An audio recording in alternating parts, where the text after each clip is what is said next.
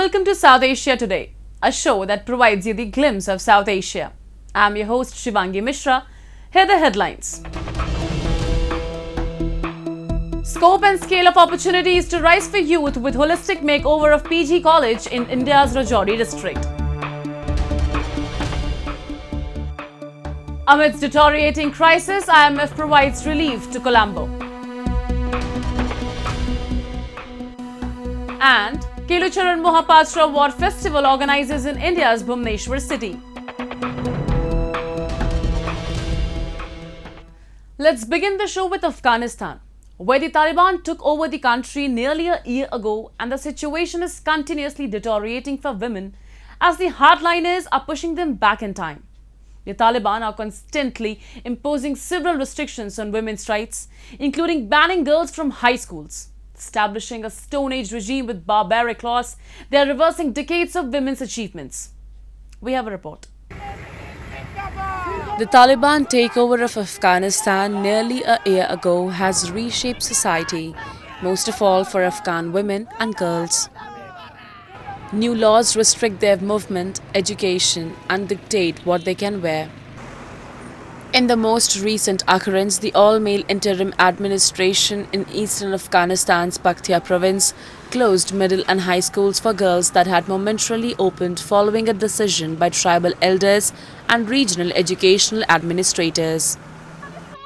Following the decision, dozens of Afghan girls protested in the streets against the Taliban's rule. Over the past 12 months, human rights violations against women and girls have mounted steadily in Afghanistan. Despite initial promises that women would be allowed to exercise their rights within Sharia law, including the right to work and to study, the Taliban has systematically excluded women and girls from public life. Recently, at United Nations Human Rights Council, Afghan journalist Mehbooba Siraj made an impassioned plea for solid international action to address the gender apartheid in their country since the Taliban swept to power last year. Because you see what really scares me? I walk in the streets of Kabul. A Talib comes and looks at me, but that Talib does not see me. I don't exist in front of him. Not me. All of us. The women of that country, we don't exist. He just looks at us and then that's it. We are erased. Do you know what that feeling is? To be erased? I'm erased. And I don't know what else to do. This is the last hope, and this is the last time I'm going to come somewhere and talk about this to the world. Because I'm sick and tired of doing it, and I'm not going to do it anymore. How many times am I supposed to yell and scream and say, world, pay attention to us, we are dying? Taliban overthrew the elected government of Afghanistan last August, established a Stone Age regime with barbaric laws, and reversed centuries of women's achievement. They imposed a primitive government with brutal rules and undid centuries of progress for women.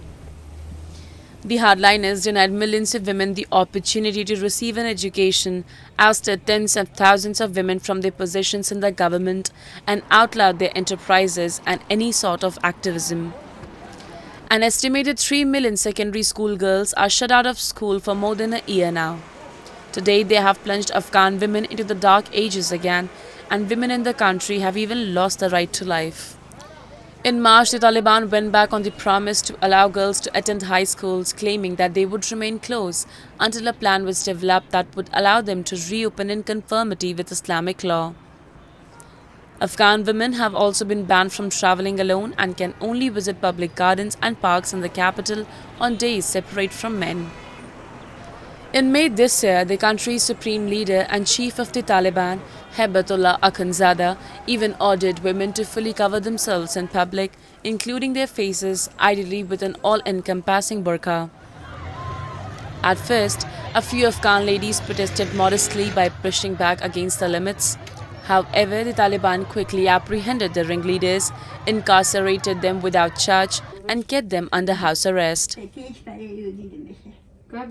As of August 15th of 2021, in a matter of 24 hours, I saw A democracy that the world worked on for the past 20 years disappeared in front of my eyes in 24 hours. It was like it never existed before. That's how the democracy was fundamental in Afghanistan. There is a saying in my language that says to the world, don't kill me and don't cry for me. That's what the world is doing to us. They're killing us and then they're crying for us. What is this? I cannot tell you how sick and tired of this I am. I am seeing my country today falling into such a depth of despair. Get a hold of yourselves and let's do something about Afghanistan. It's not going to work this way. As far as, bringing that independent monitoring mechanism, I think it's about time to do that. Because you see, what really scares me is that the social media, it's an animal that is feeding itself. So all of these reports are being fed to social media. God only knows what kind of atrocities are disappearing. God only knows what kind of atrocities are not being reported. God only knows. And I want that to be reported because this is not right. World, this is not right. Please, please, you've got to do something about it.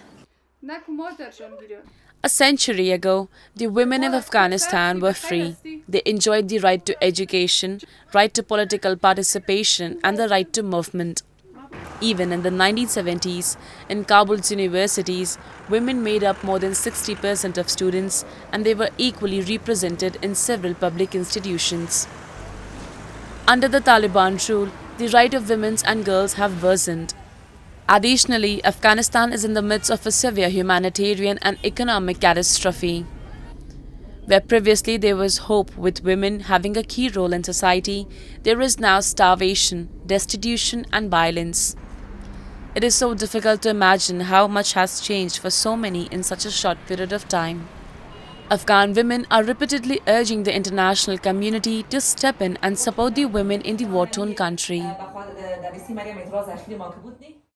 The Jammu and Kashmir administration is taking a number of initiatives to improve educational facilities in the Union territory. Moving on the same lines, various infrastructural developments along with other programs have been introduced at Post-Graduation College in Rajouri, which is providing the best facilities to the students. Have a look. Students of Rajouri district in Jammu and Kashmir are now waking up with a new ray of hope as education facilities are constantly becoming better in the region. All thanks to the authorities who have introduced new courses and infrastructural advancements at PG College, Rajouri. These developments are a major upgradation in the college, which has indeed encouraged more students to pursue higher education and degree courses. A number of skill development classes, short and long-term courses, debates, symposiums including 2 international conferences are organized in the college for students to interact with various experts from different fields and grow in their respective fields. हमारा college जो है इस वक्त हर sphere के अंदर अपनी excellence को show कर रहा है। एकेडमिया जो हमारे कॉलेज का है, जैसे आपने कहा है कि यहाँ के जो पास आउट बच्चे हैं वो इस वक्त बड़े दूर दूर पहुँचे हुए हैं। यहाँ जैसे प्रिंसिपल साहब ने कहा कि यहाँ के बच्चों ने IAS, KS और मैं आपको एक और बात बताता चलूँ कि यहाँ की 90% जो हमारे एसोसिएट प्रोफेसर हैं, प्रोफेसर्स हैं, इवन प्रिंसिपल्स, वो इसी कॉलेज का प्रोडक्ट है। हमारे जो रजौरी PG कॉलेज है बहुत ही अच्छी और गुड फैसिलिटीज़ के साथ अवेलेबल है यहाँ पे। अभी हमारे PG कोर्सेज भी 2-3 नए आए हैं, तो उसमें भी जो BA और BSc बच्चे हैं वो अवेल कर सकते हैं। उसके बाद हमारे कॉलेज में हर किस्म की पूरी फैसिलिटीज़ हैं। ग्राउंड अच्छा, उसके बाद अच्छे स्टाफ, हमारा बेहतरीन स्टाफ है हमारे कॉलेज के अंदर और बहुत अच्छे और माहिर टीचर हैं। उसके बाद भी हमारे कॉलेज में हर किस्म की फैसिलिटीज़ है। लड़कियों के लिए अलग गार्डन है। उसके बाद मतलब पूरी तरीके से एक अच्छा कॉलेज है। उसके बाद हमें ये चाहिए कि इसमें और डेवलपमेंट करने की ज़रूरत है।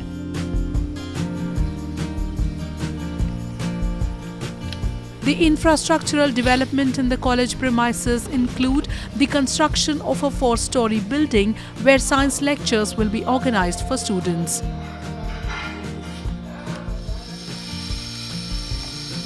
Another building has entered its final stage of construction, which will be turned into a 140-bedded girls' hostel.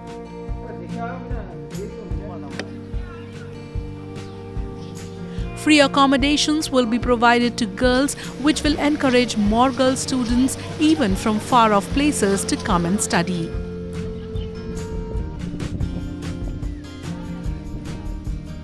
Apart from that, improved technology and equipment have also been introduced in the college to help students in their studies. For the year 2022-23, a budget of Rs 11,832 crore has been allocated by the J&K government for education sector. The new Education Policy 2020 is implemented in all schools and colleges in the territory to ramp up the existing education structure. 25,000 additional seats in 50 new colleges have been added in the last 1 year. 16 colleges in Jammu and Kashmir have been chosen to offer the skill development program in addition to undergraduate programs.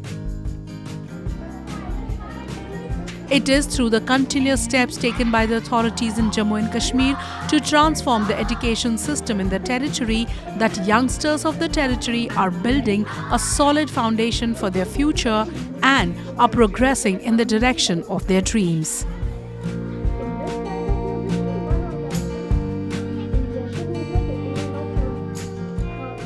Moving on.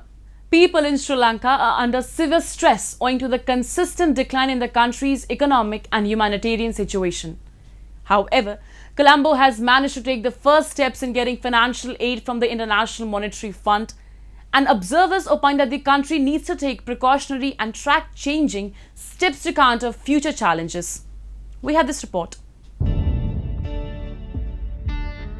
With hands clasped together, Irangani is praying before a small figurine of Buddha in the capital city of Sri Lanka.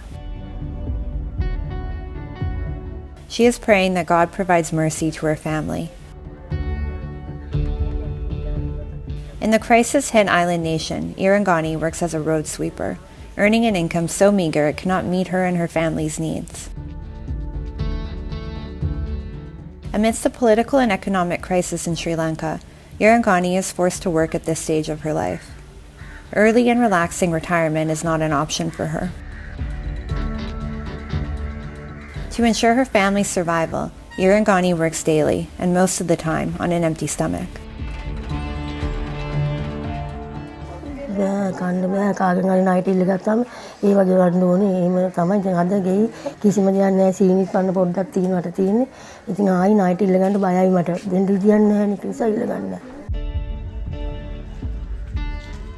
Irangani is just one among millions of individuals bearing the brunt of a deep economic and political crisis which has the island nation reeling. Skyrocketing costs of essential items are making it harder for the Sri Lankan population to survive.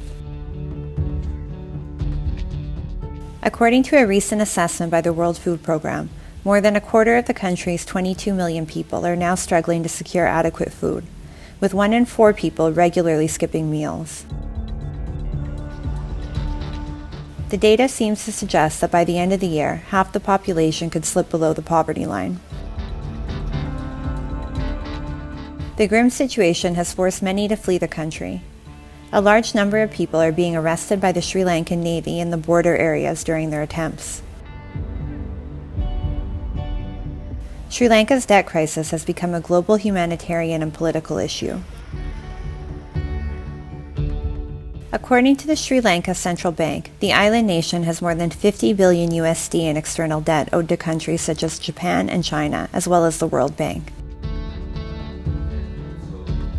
Fortunately, Colombo has managed to take the first steps in getting financial aid from the International Monetary Fund. The IMF has approved a loan of 2.9 billion USD to the island nation.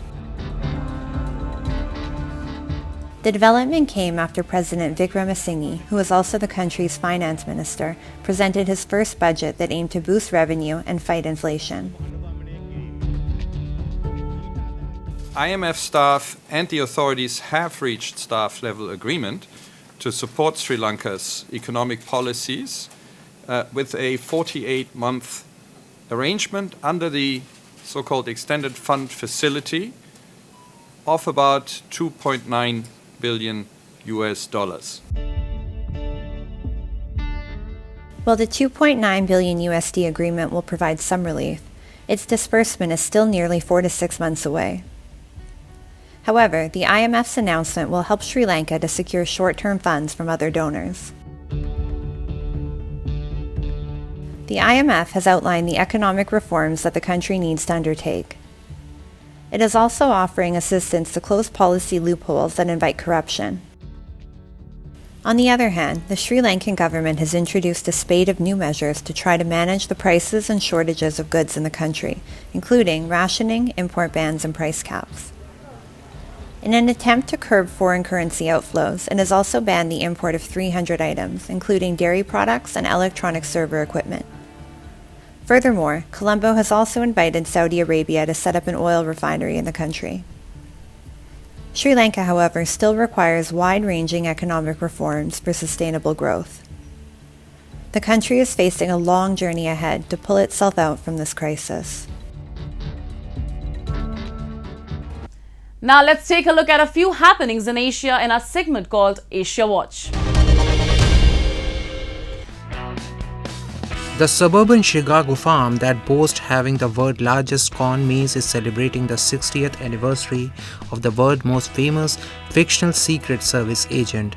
The intricate maze features over 10 miles of trails and sits on 28 acres in Spring Grove, Illinois and north of Chicago. The character James Bond or 007 was first created by writer Ian Fleming in 1953.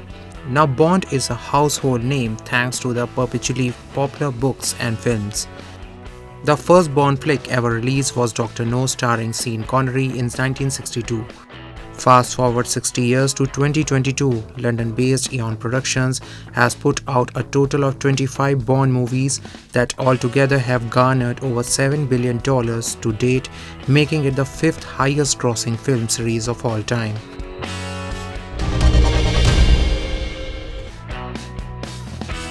Bidding funeral to a deceased loved one is the most crucial ritual one has to perform in their lifetime.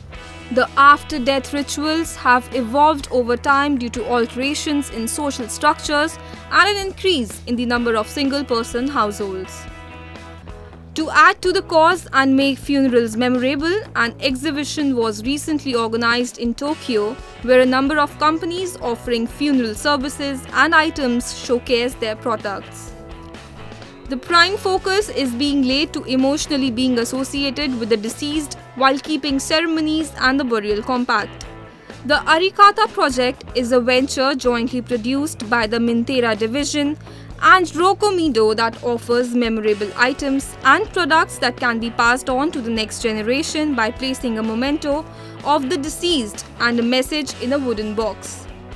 The main objective behind the idea is to connect the thoughts and feelings of loved ones for the deceased. TOA offers products that turn photographs of the deceased into art to be displayed on Buddhist altar. This is a product for those who, due to recent family circumstances, do not have a Buddhist altar and cannot place a large portrait. The rituals and methods of burying our loved ones might have changed, but the feelings of love and remembrance for the deceased remain the same. Due to the change in societal structure, burial ceremonies have been transformed to meet the needs of modern age while keeping the essence of rituals alive.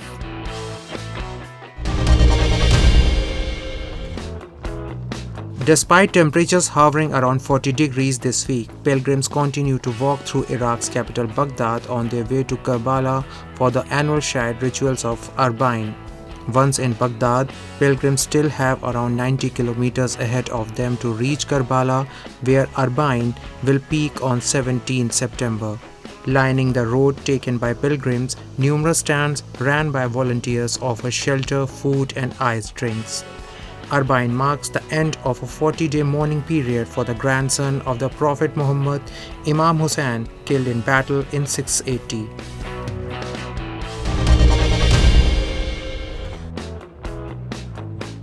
Gifts have for a long time been an expression of love and admiration.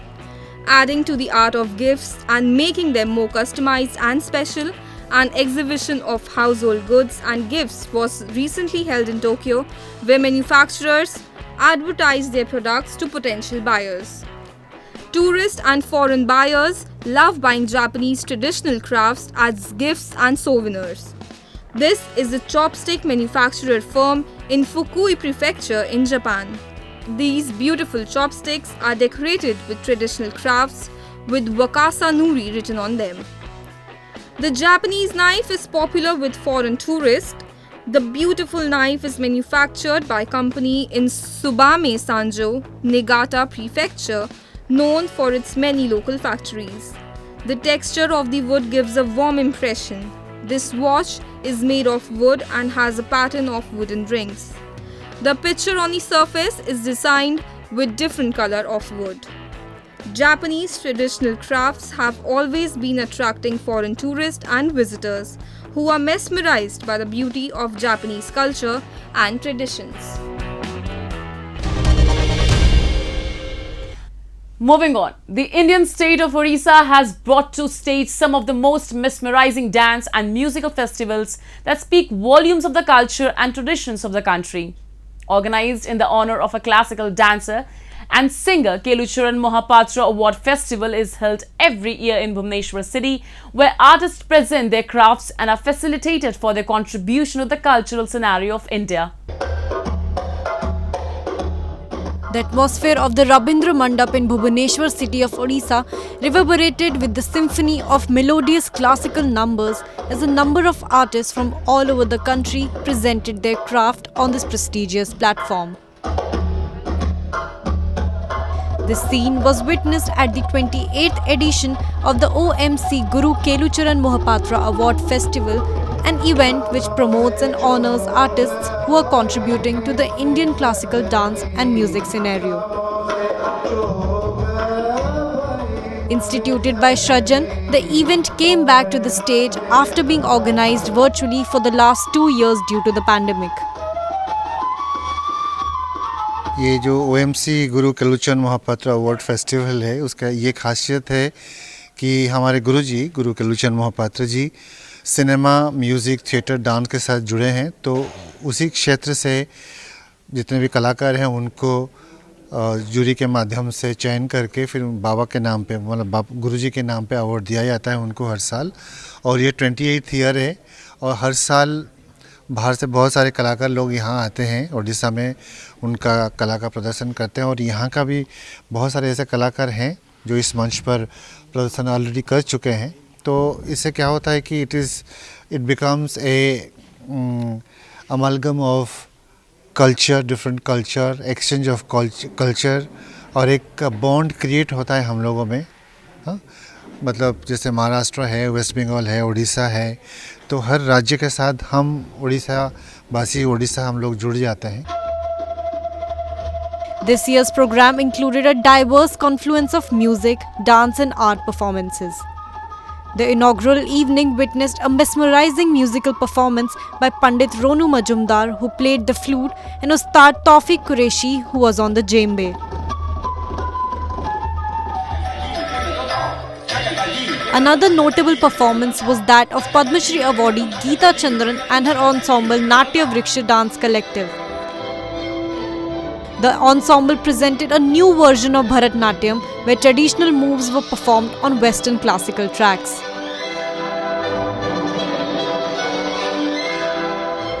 Bharatanatyam की vocabulary को रखते हुए, ऋतु संहार जो कालिदास का है उसका content रखते हुए म्यूज़िक, लेकिन हमने वेस्टर्न क्लासिकल म्यूज़िक यूज़ किया चाइकोव्स्की का।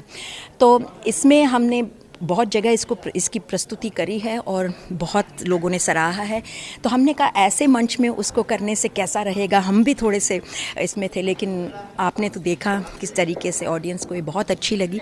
तो मेरे ख्याल से नृत्य जैसी एक पारंपरिक, एक ट्रेडिशनल हमारी जो धरोहर है, ये बहते एक रिवर की तरह है। हम बैंक्स डिफ़ाइन करते हैं, इसकी वोकैबुलरी डिफ़ाइन करते हैं, लेकिन इसका बहाव जो है वो बहते रहना चाहिए। Srishti Swarpa Mishra, a young rising Odissi vocalist, gave a melodious performance that left the audience spellbound. She commenced the recital with the Saraswati Vandana before moving to Raganga Gayan and sang in Rag Mukhari and Ekatali. Her final presentation was a popular Odissi composition, Nahi Ke Kari Dela.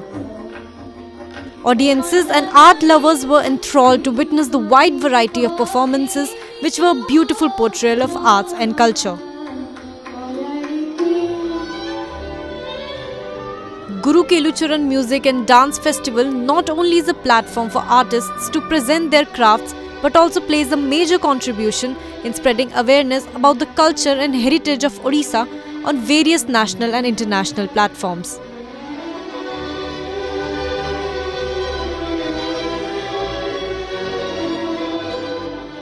It's time for me to wrap up today's episode. We will be back next week at the same time. This is Shivangi Mishra signing off on the behalf of the entire production team of South Asia Today. Goodbye and take care.